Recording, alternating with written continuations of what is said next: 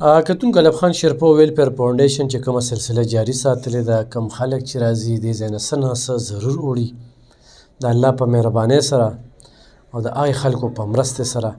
موږ وایو چې حقدار ته یو څیز میلاو شي.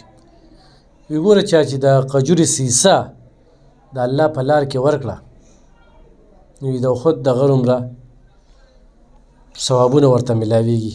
خو موږ دا کار کوو ډېر په اخلاص سره یې کوو، خو دا ویډیو ده نو دا خو هم د چا امانت دی چې موږ یې چاته ورکوو، بل چا سره ریډار نه دی لګېدلی. هم د دې ویډیوګانو په وجه باندې ما سره فانډینګ کېږي.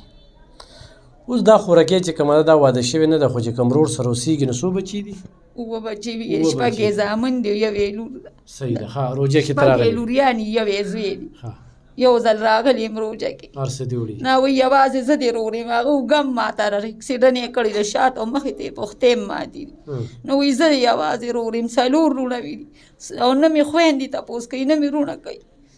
به دغه یو ورور سره غریب دی، د بېګۍ شته او د سبې نشته، هغه سره یې روژه کې چې د سوړو ژوند دی خو ډېره دوا مې راته کړې ده. ټینګې دې م راکړه، اخره روژه کې اختر ته 5-6 ورځې وي او اوړه دې م راکړل او 5 ختمه مې کړل. ډېر چې چا ما سره دا امداد وکړه الله دې ورسره وکړي.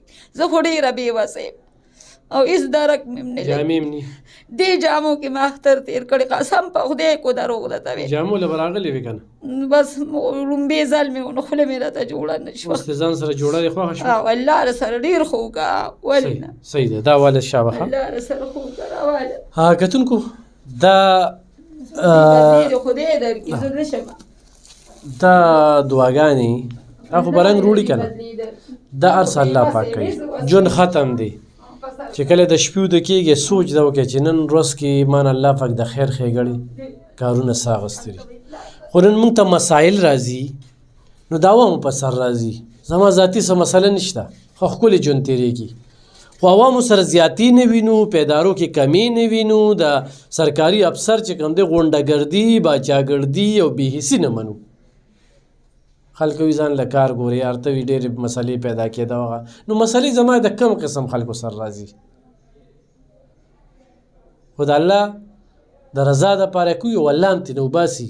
ډېر غټ غټ خلک چې کوم دی نو پکې مخې ته راغلل، خو یو سیسټم دی روان دی، الله هم پکې بریالي کوي. ورسره داسې قسمه خلکو ته څه میلاویږي.